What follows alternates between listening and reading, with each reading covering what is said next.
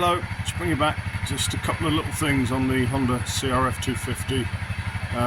One fault and new sump guard. Right, good, it's recording this time. Just spent 10 minutes talking to the non-switched on phone. Okay, headlamp packed up, had no high beam, had no low beam. So, and I had no high beam indicator on the dash, that one there. So I figured, well, there's nothing going on, so I pulled the seat and this side panel and checked the fuses first. The fuses are all fine on the multimeter, continuity. Can't actually remember where the fuses were. They was either in there or under the seat. So then I went to this cowl, took all of this headlight off. There's 4 bolts, 2 each side. Took all that off, pulled the bulb out, checked continuity on the bulb. Bulb was fine. Was getting 12 volts at the bulb holder, the 3-pin bulb holder. I was getting 12 volts, high beam and low beam, and earth, but no light. As soon as you put the bulb in, nothing happened. So then I swapped the bulb a couple of times with new bulbs, nothing. So then I went into the switch, pulled the switch apart, cleaned it, deoxed it, switch cleaner, all of the electrical stuff. The switch was brand new, spanking new. It's only done less than 2,000 miles, so it wasn't the switch. So then I decided that it was probably the bulb holder being a bit loose. 2 seconds, I'll just grab one. Right, I'm back. So then I thought, well, maybe it's the bulb holder, just loose, you know, loose on these pins. So I went ahead and ordered a pair of bulb, didn't need a pair, but they come in a pair, bulb holders. And then what did I do? I didn't actually even get around to fit. Oh yeah, the reason I thought, well, I will chop off the original bulb holder and put in this one, which makes an extension, which makes it easier to get the headlight and the shroud off at the same time. So that was it. I was stuck. So let's turn you around. So then I thought, well, that's it. Can't do anything with that. So I've checked the fuse. All the fuses are fine. I've checked the cluster switch on the left-hand bar. That's all fine. The bulb itself was fine. I've tried 3 different new bulbs. They were all fine. I was getting 12 volts from the high beam and the low beam on the bulb holder, and I was getting a good earth from the earth on the bulb holder. So my brain just said, oh, it must be the bulb holder, I'll get a new one. So I gave up on it that day, and then I went in and I put in to YouTube CRF250L headlamp problem, and the first video that came up on YouTube was, now I've forgotten his name, of course, I'll put it in the description, Throttle Riding Adventures. Anyway, I should put a link in the description. And that fella had a video. He just spent all day doing exactly what I'd done, gone through every single possibility, and just by accident he'd sort of given up. Just by accident he figured he'd just start the bike up, and he just touched the starter switch. I'll show you on the bike. Headlamp came on. So anyway, the momentary starter switch, so you've got your kill switch there, and this is your crank switch. He just literally brushed it while he was moving the bike, and the headlamp came on while he had the ignition on. So wiggled it, it was going on, off, took the switch apart, lo and behold it was dirty. He cleaned it, did all the lubrication and cleaning, and his headlamp worked perfectly. So I came out, did the same thing, turned it on.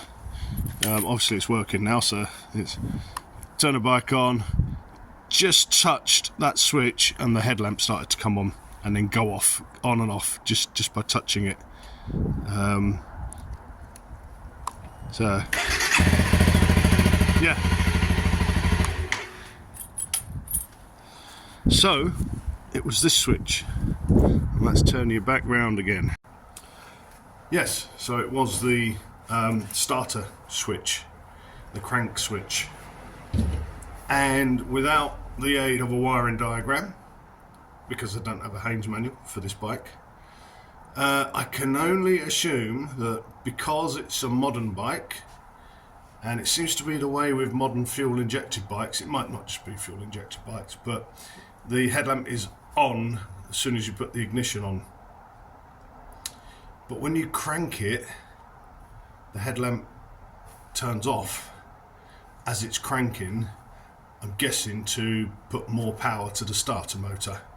That's completely a guess, I don't know. I've not looked at the wiring diagram, and I'm certainly not the vehicle electrics guy. But my brain says, yeah, it's wired through, somehow in the circuit is the crank switch, the starter switch, so that when you start, it turns off the headlamp for more ampage to the starter motor.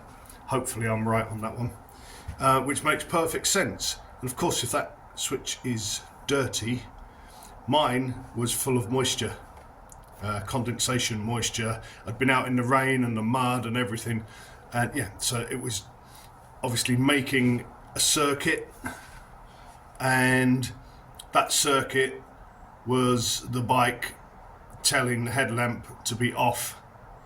When I cleaned it and it was breaking the circuit, it was telling the headlamp to be on until I actually pushed the button, which made the proper contact, not the dirty condensation, mud, rainwater contact. Could be completely wrong on that, but you know what, it worked. So thank you very much to Throttle Riding Adventures, all one word. I will put a link to the video in the description. I probably wouldn't have ever got there, apart from maybe by accident at some point touching the starter switch and noticing the light going on and off. Anyway, so that's brilliant, that's a fix. Now I've put on a sump guard. Let's change camera again. It's a long time since I've done a video, I can't remember how to do it.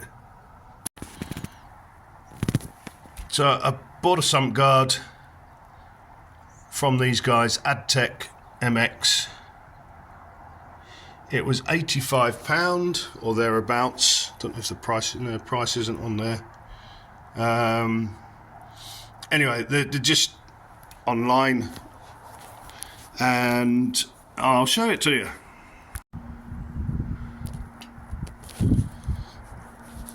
I think I've just done a whole video to no one again. Adtech MX sump guard. I was watching Missenden Flyers CRF250 modifications from the past, and I just wanted a simple sump guard that did the job.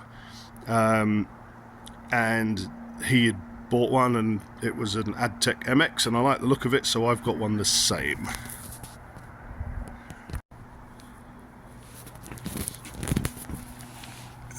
So here it is. It's very simple. Aluminium, 4mm. They make them at Adtech. They're a sort of CNC metalworking shop, and they're laser cutting CNC. It's all about metalworking, and their little bit of a division that does motorcycle stuff is the MX part. So there you go. 2 screws, 2 spacers going into the original captive nuts on the frame, and at the back end there's a little tongue. I don't know if I can. There's a little tongue that goes into a couple of retainers in the frame, just hooks the back up. So it's on. It's a good beefy bit of stuff. 4mm, great. The only thing I would say, the screws, the little 4mm hex, are made of cheese, rubbish, so I'm going to be changing them for some decent ones.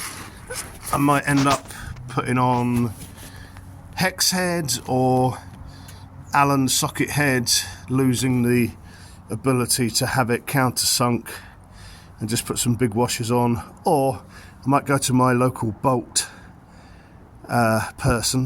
people and just get some good ones, A2 of these. I think these are made of Chinese cheese, but the bit of kit itself is fine. Right, I'm getting off the floor. The original sump guard is that.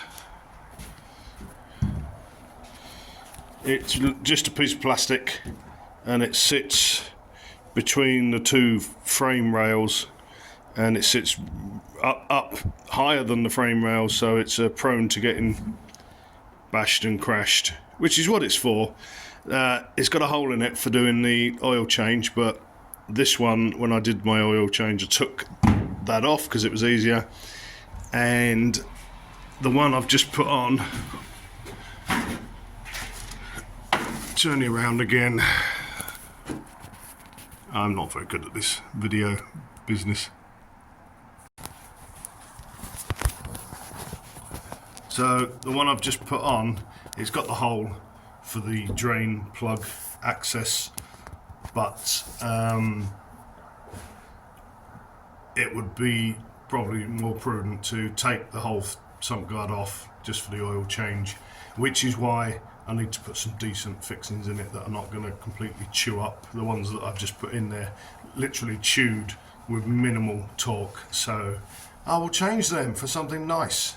And I'm not fussed about having hex head bolts sticking out. I don't care, not worried. In fact, the original one I've just shown you had two 12mm hex head sticky outy bolts, so it's purely functional, because last time I took it out I was properly in the mud and rocks and scuzz.